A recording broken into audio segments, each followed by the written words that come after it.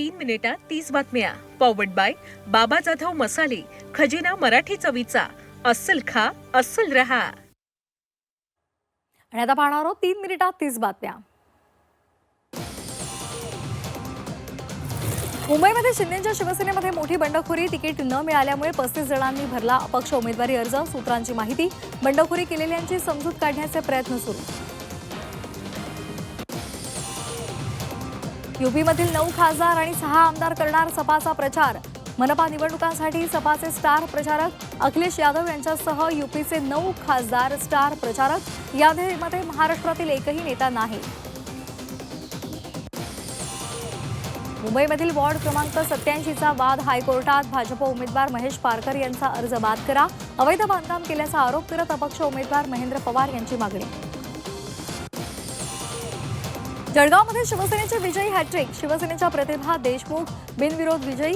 गौरव सोनवणे त्याचबरोबर मनोज चौधरी, प्रतिभा देशमुख ह्या बिनविरोध विजयी. विजयानंतर शिवसैनिकांचा जल्लोष.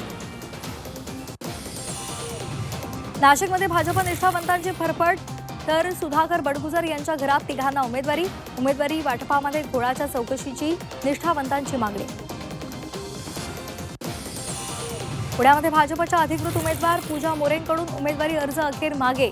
भाजप कार्यकर्त्यांच्या नाराजीमुळे पूजा मोरेंची माघार. उमेदवारी माघारीनंतर पूजा मोरेंची रडारड.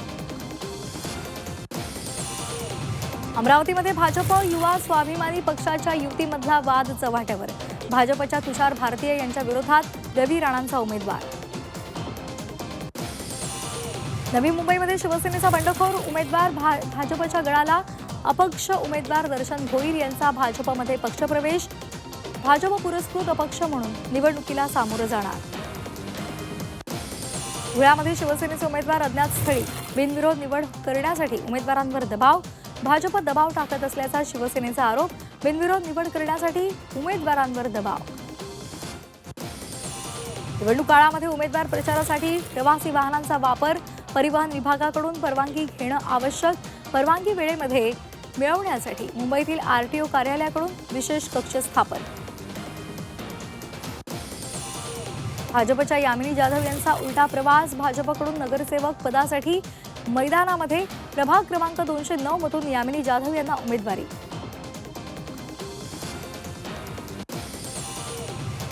देशामधली पहिली वंदे भारत स्लीपर ट्रेन धावणार. लवकरच पंतप्रधान नरेंद्र मोदी हिरवा झेंडा दाखवणार. कोलकाता गुवाहाटी दरम्यान धावणार स्लीपर ट्रेन. रेल्वे मंत्री अश्विनी वैष्णव यांची माहिती.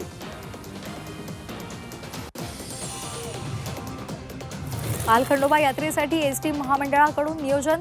1 ते 8 जानेवारी या कालावधीमध्ये होणाऱ्या यात्रेसाठी सातारा विभागातील आगारातून अतिरिक्त एसटी बस सेवा चालवल्या जाणार. भाविकांचा प्रवास सुरक्षित व्यवस्थित व्हावा यासाठी महामंडळाची लालपरी सज्ज. देशामध्ये गेल्या काही वर्षांपासून यूपीआय पेमेंट्सचा वापर वाढला. दैनंदिन सर्वाधिक यूपीआय पेमेंट्सचा वापर.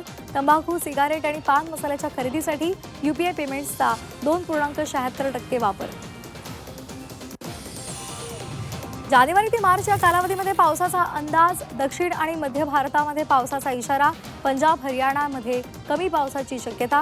पावसाचा रबी पिकांवर परिणाम होणार नाही. मुंबईकरांना नवीन वर्षाच्या पहिल्याच दिवशी ऐन हिवाळ्यात पावसाचा अनुभव. तब्बल 32 वर्षांनी मुंबईमध्ये जानेवारीमध्ये पावसाची हजेरी. पावसामुळे किमान तापमानात घट. 1 फेब्रुवारी 2026 पासून सिगारेट महागणार. सिगारेटच्या लांबीवरून ठरणार किंमत. तंबाखूजन्य उत्पादनावरील कर रचनेत बदल. अनुदानित आश्रमशाळांमधील शिक्षकांसाठी एक महत्त्वाचा निर्णय. सर्व शिक्षकांसाठी टीईटीची अट बंधनकारक राहणार. आश्रमशाळांमध्येही गुणवत्तेचा कस लागणार. पश्चिम रेल्वेकडून 1 जानेवारीपासून नवीन वेळापत्रक लागू. पालघर डहाणू प्रवाशांच्या उपनगरीय आणि लांब पल्ल्याच्या गाड्यांच्या वेळेमध्ये किरकोळ बदल. 36 गाड्यांच्या वेळेमध्ये किरकोळ बदल.